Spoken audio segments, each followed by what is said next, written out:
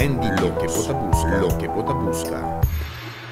E barco di Bela B Emerald a 30 e hafnan di Corsou a Wimainta. Pa di 4 viaja e barco B Esmeralda di Bichita na Corsou.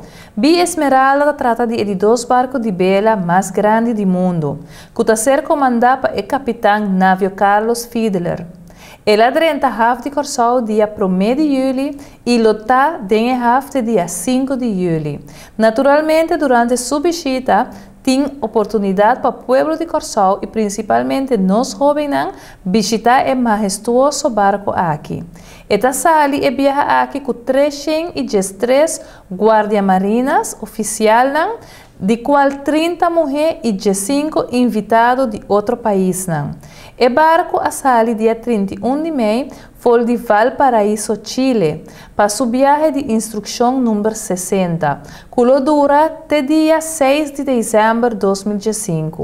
Depois que não participar na vários Sail Festival na Europa, entre outros Sail Amsterdam 2015, Corsou é o único half que não a visitar entre Chile e Europa.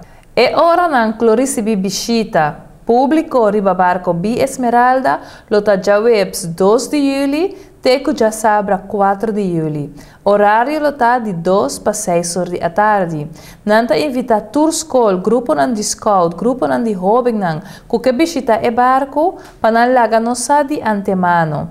Que hora que bem passina e não me guarda muito rato riba e werf. Tá preferível para vir em grupo de 25 mucha para grupo.